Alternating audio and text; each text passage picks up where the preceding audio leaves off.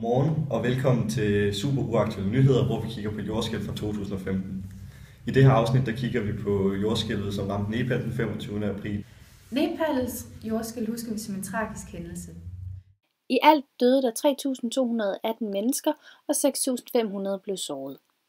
Nepal ligger i Asien og er på 140.800 kvadratkilometer og er 1,3 gange større end Danmark. Landet ligger mellem den indo-australske plade og den eurasiske plade, hvilket giver mange jordskælv, fordi pladerne støder sammen. I dag er vi så heldige at have en gæst med, som var nede i Nepal her, da det skete. Og velkommen til. Tak. Kan du fortælle mig om, hvordan du oplevede det her jordskælv? Jamen, det var rigtig tragisk, fordi at mig og min familie, vi kommer fra Danmark af, og vi er slet ikke vant til jordskælv. Så det var rimelig tragisk for os, for vi vidste jo slet ikke, hvad vi skulle gøre. Vi havde slet ikke fået at vide, hvad vi skulle gøre. Så det var rigtig hårdt. Som den interviewede fortæller, ramte jordskælvet hårdt.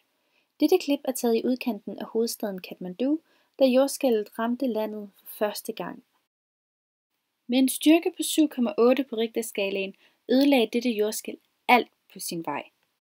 Udover at flytte Mount Everest hele 3 cm nordøst, ødelagde det nogle af de ældste kulturskatte i Nepal, som Dharahara, der ses her, styrte sammen.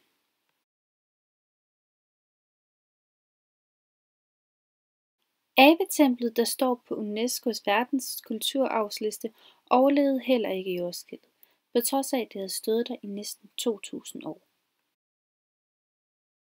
Selv den dag i dag lever den nepalesiske befolkning værre end nogensinde. På trods af, at der bør hjælpes økonomisk, har regeringen ikke tænkt sig at hjælpe de værst ramte. Dem, der har mistet alt, må gå blandt de ødelagte ruiner og håbe på, at de har noget nok til endnu en dag.